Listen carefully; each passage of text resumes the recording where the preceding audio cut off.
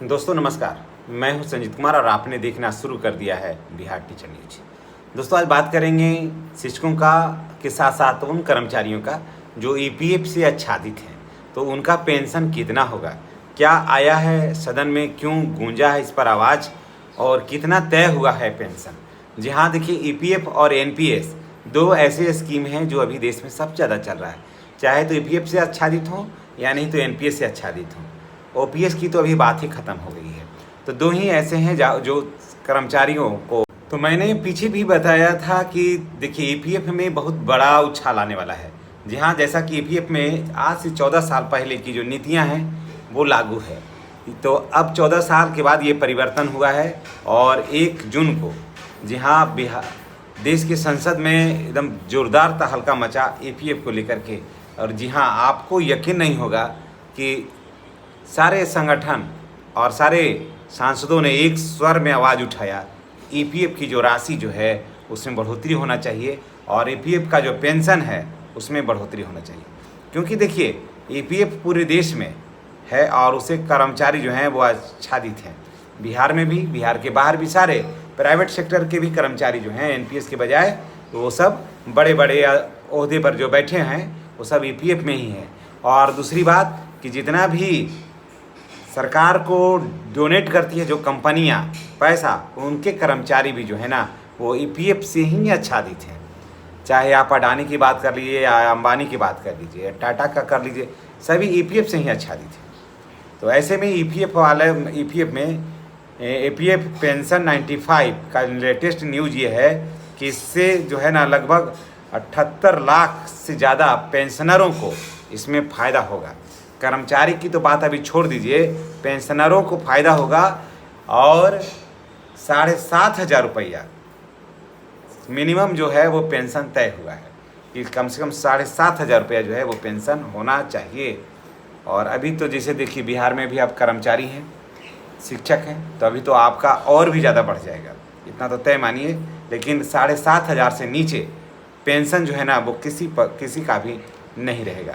चलिए अब थोड़ा सदन में लेकर के चलते हैं कि सदन में इसके संबंध में क्या कुछ बातें हुई है। लोकसभा में सांसदों ने सरकार से सवाल किया कि जब आवश्यक वस्तुओं, दवाइयों, घरेलू खर्चों में लगातार जब वृद्धि हो रही है तो लाखों वरिष्ठ नागरिकों को इतनी कम पेंशन पर निर्भर रहने के लिए मजबूर क्यों किया जा रहा है। आखिर 2,000-2,500 पेंशन क्यों दिया जा रहा है। इस दौरान श्रम एवं रोजगार मंत्रालय की ओर से यह कहा गया कि सरकार पेंशनरों की मांगों और विभिन्न प्रस्तावों का अध्ययन कर रही है। समझ गए, जब ये बात हुई ना तो सरकार बोला कि श्रम एवं रोजगार मंत्रालय की ओर से कहा गया है कि सारे सरकारी पेंशनरों की मांगों का विभिन्न प्रस्तावों का अध्ययन कर रही है। हालांकि अभी तक न्यूनतम पेंशन बढ़ाने को लेकर के अभी आधिकारिक घोषणा नहीं की है, लेकिन पेंशनरों की मांग है कि कम से कम 7,500 रुपया प्रति माह किया जाए, जिस पर श्रम एवं संसाधन मंत्री ने हामी भी भरी है कि हाँ कम से कम इतना पेंशन तो होना ही चाहिए। पेंशनरों को महंगाई भत्ते जोड़ा जाए। संगठनों का मांग है लंबित उच्च पेंशन को शीघ्र निपटारा किया जाए और 2014 से जो पहले रिटायर हो गए हैं उनको भी इसका लाभ दिया जाए और दस्तावेजी प्रक्रिया को सरल किया जाए। तो अब देखिए, मान लिया जाए 2014 से पहले या फिर अब जो जैसे 2025 में या 24 में जो कर्मचारी रिटायर हो जाएंगे उसमें शिक्षक भी शामिल हैं, तो उनका क्या होगा। क्या इसका असर सिर्फ जो काम कर रहे हैं उस पर पड़ेगा या आप जो रिटायर कर गए हैं उस पर भी पड़ेगा। तो दोस्तों जो रिटायर कर गए हैं या करने वाले हैं या 1-2 साल में होंगे उन पर भी होगा और उनका भी पेंशन जो है ना वो 7,500 रुपया होगा। समझ के, जैसा कि अभी प्रस्ताव है, अब देखिए इस पर जल्द ही फैसला आ सकता है, ये भी हम बताते हैं। फिलहाल सरकार की ओर से 7,500 पेंशनर पर किसी नई योजना पर आधिकारिक घोषणा नहीं हुई है, लेकिन सहमति हुई है।